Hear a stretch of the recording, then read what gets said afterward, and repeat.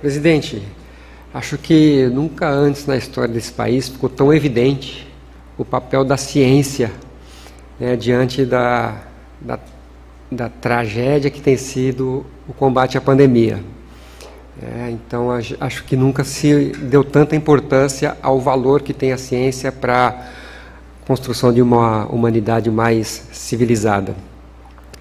Essa mesma ciência, presidente, ela também tem afirmado ao longo dos anos que o nosso modo de produção industrial de bens de consumo está sendo letal, né, para o planeta, né, o aquecimento global, o mau uso dos recursos naturais, a emissão de gases de efeito estufa, o uso da tecnologia como forma de ampliação do lucro em vez de melhorar as condições de trabalho e de vida de quem produz.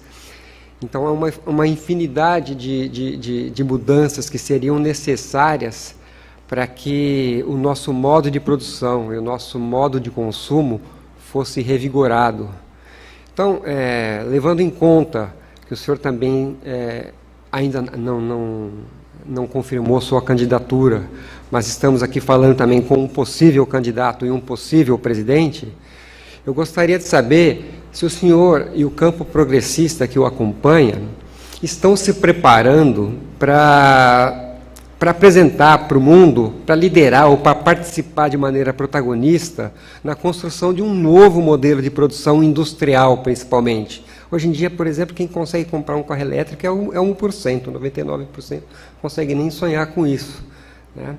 Então, eu pergunto, até porque, em termos de política industrial, e todos os economistas desenvolvimentistas falam que é preciso uma política industrial nacional forte para o país se desenvolver, já que vamos começar do zero, já que ela está destruída, há muitos anos ela vem sendo destruída, né, em parte também por esse sistema de financiarização da economia, eu gostaria de saber se o senhor está preocupado, né, em se preparar, em preparar o país para, já que vai reconstruir a partir de um novo modelo mais humano e mais sustentável.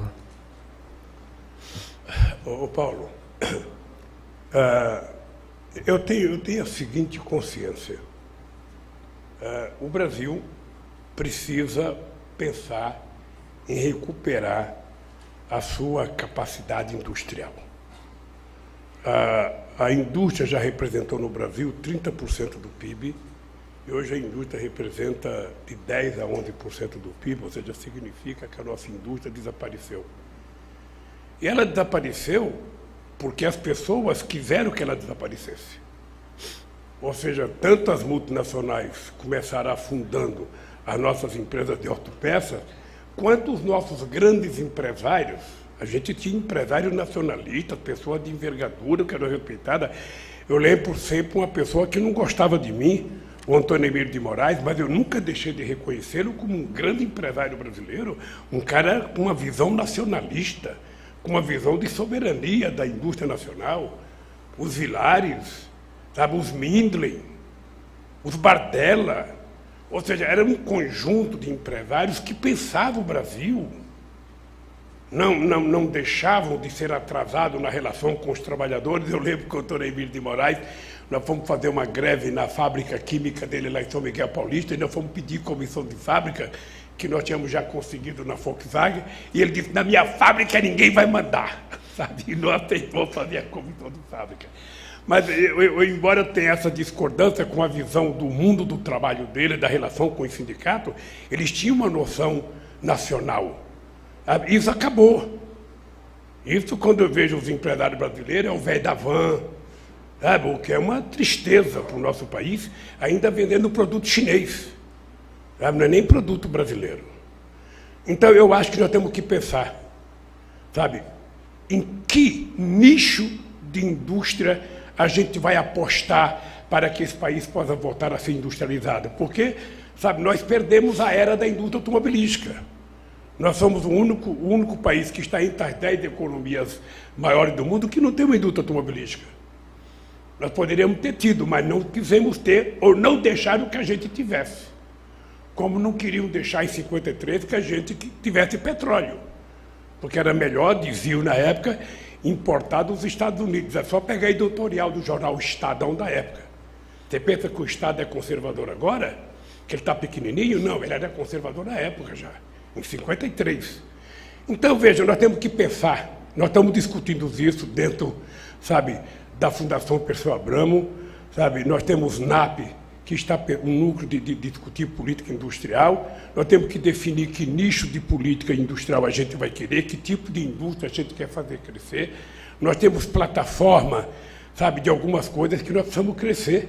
O Brasil é um país que era o terceiro produtor de avião do mundo, a terceira indústria de aviação do mundo era a brasileira, a Embraer, que embora a aviônica fosse importada dos Estados Unidos, mas a gente tinha uma participação no mercado respeitável.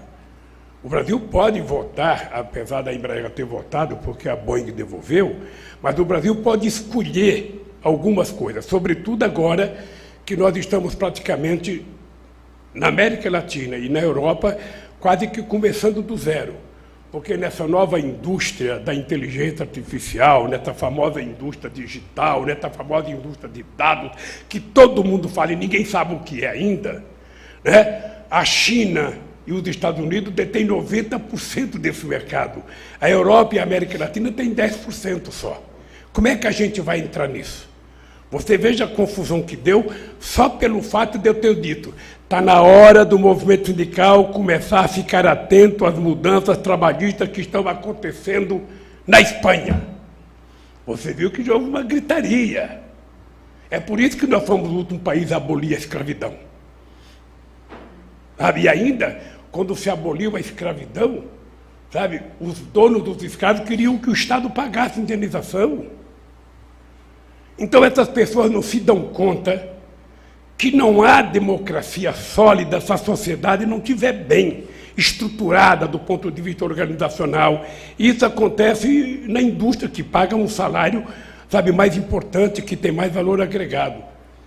Bem, eu te confesso que o único desafio que cabe a mim nesse instante, que sou um leigo em muitas das coisas, é envolver as universidades, envolver os empresários e o Estado para que a gente discuta o que fazer. Eu, no tempo que eu era presidente, nós criamos no BNDES vários núcleos para discutir, sabe, inovação industrial. Essas coisas andam muito pouca, porque os empresários brasileiros não investem em inovação, não investem em pesquisa. Quem investia em pesquisa era a Petrobras. Era a Petrobras, era o Estado que investia, porque eles não investem. Então, nós precisamos, primeiro, fazer uma grande discussão com a sociedade brasileira, o que é que nós entendemos por uma nova política industrial. Qual é o mercado que a gente pode entrar? O que é que a gente pode estruturar? E aí, eu tenho consciência que se a gente pegar, sabe, os cientistas brasileiros, pegar as nossas universidades, pegar os nossos empresários mais jovens e mais modernos, e pegar a gente que tem o governo, a gente pode apresentar. Sabe, eu lembro que no governo da Dilma, Luiz Mercadante era ministro da Ciência e Tecnologia, eu lembro que foi apresentada uma plataforma de 10 tipos de indústria que a gente poderia começar a desenvolver no Brasil. Nós temos que fazer isso tendo consciência que ninguém vai nos ajudar. É nós. É a nossa inteligência e os nossos interesses soberanos. Tá? Para a gente discutir claramente como é que a gente pode criar um novo mundo. Uma coisa que está certa, Paulo, é o seguinte: todo mundo fala que o mundo tem que mudar, mas todo mundo continua fazendo a mesma coisa. Todo mundo fala que tem que mudar, mas quando você pega a imprensa, você lê que tem pouca gente que ficou 2 vezes, 3 vezes, até 10 vezes mais rico na pandemia. E os pobres do mundo inteiro continuam sem ter acesso à vacina. Sabe, a gente nem recebe informações de como que está a pandemia na maioria dos países africanos. Então, eu acho que nós temos que construir um outro mundo. Por isso, eu queria lhe dizer uma coisa que eu defendi no Congresso, em Genebra, no Parlamento Europeu. Nós precisamos rediscutir uma nova governança mundial. A gente não vai resolver a questão ambiental se a gente deixar por conta do Estado Nacional. Porque quando você aprova uma coisa, numa conferência para discutir meio ambiente, essa coisa volta para dentro dos estados para eles aprovarem. E, normalmente, os congressos não aprovam. Você sabe que eu era presidente em 2008? Em 2008, a União Europeia tinha decidido que em 2020 todos os carros europeus teriam no mínimo 10% de etanol ou de biodiesel. O que aconteceu? Nada. Nada. Não introduziram. Portugal queria 20%. O Japão queria ter 3% de biodiesel e de etanol na sua gasolina. Não fizeram nada. Então, é preciso que a gente tenha uma governança, que a gente tenha uma ONU rejuvenescida, renovada, mais representativa da geopolítica atual, com determinados poderes, que algumas coisas, sobretudo na questão ambiental ou na questão da paz, tem que ter uma decisão coletiva e não uma decisão unilateral. É preciso acabar com o poder de veto na ONU. É preciso acabar com o poder dos Estados Unidos não respeitar nenhuma decisão. Ou seja, a mesma ONU que em 48 construiu o Estado de Israel, não tem coragem de construir o Estado palestino. Então é preciso ter uma nova governança. Por que o Brasil não está no Conselho da ONU? Por que a Argentina não está? Por que o México não está? Por que a Índia não está? Por que a Alemanha não está? Por que o Japão não está? Por que o Egito não está? Por que a Nigéria não está? Por que a África do Sul não está? Ora, a Segunda Guerra Mundial já faz muito tempo. Ou seja, de 45 até 2020, já são 75 anos. Sabe, é preciso que a gente tenha em conta que a gente tem que mudar para a gente pensar um novo mundo. Que tipo de indústria a gente vai querer desenvolver, como a gente vai cuidar do meio ambiente, como a gente vai cuidar das nossas riquezas minerais, da nossa água, da nossa floresta. Sabe? Isso tem que ser uma discussão que envolva além das nossas fronteiras, que envolva o mundo, para que cada um cumpra com a sua função. E hoje não dá. Hoje o que eu vejo são os países ricos dizerem que os pobres têm que fazer um fundo, que eles têm dinheiro para financiar um fundo. Sabe, o pobre quer se desenvolver. Ninguém quer que a Amazônia seja transformada, sabe, num santuário da humanidade. As pessoas que moram na Amazônia querem ter acesso a bens materiais, querem produzir. É possível utilizar a riqueza da biodiversidade da Amazônia para desenvolver a Amazônia? É. Então nós temos que investir em pesquisa. Então nós temos que fazer parceria, como nós fizemos no meu governo, com aquele fundo da Alemanha e com a Noruega. É possível fazer. É possível a gente utilizar a riqueza daquele ecossistema para a gente ganhar dinheiro para desenvolver o Brasil. Agora é preciso ter governo que queira fazer isso. E é preciso envolver a sociedade. A gente tem que pensar nisso e pensar como melhorar a vida do povo na cidade. Porque tem muita gente que fala de meio ambiente pensando apenas na floresta amazônica. E é preciso pensar no esgoto a céu aberto, na periferia de São Paulo, nos dejetos a céu aberto, é preciso pensar nas condições de moradia. Tudo isso nós temos que pensar. Esse é o novo Brasil que eu acho que a gente pode construir. E é por isso, Paulo, que eu quero dizer para você que, se depender da minha vontade, nunca a sociedade brasileira foi tão convidada a participar das decisões como será convidada agora. Porque eu tenho 76 anos de idade, se ganhar as eleições vou estar com 77, e eu preciso dar a esse povo a oportunidade dele dizer o que ele quer desse país. Ele não pode receber da mão dos burocratas desse país o Brasil que ele quer, ele tem que construir. E eu peço forças a Deus para poder, sabe, ter forças para juntar essa gente e dizer que país nós queremos, que agricultura nós queremos. As pessoas têm que aprender que você pode criar gado, que você pode plantar soja, que você pode plantar milho, sem degradar o meio ambiente. É possível você utilizar a quantidade de pesticida que você utiliza. Para isso a ciência evolui. Agora o que nós estamos é refém das grandes empresas que produzem esse veneno. Então nós temos que lutar contra isso. Você veja o que nós perdemos depois que teve o golpe na Dilma. Você lembra a quantidade de veneno que foi autorizada a jogar na agricultura brasileira depois que houve o golpe na Dilma?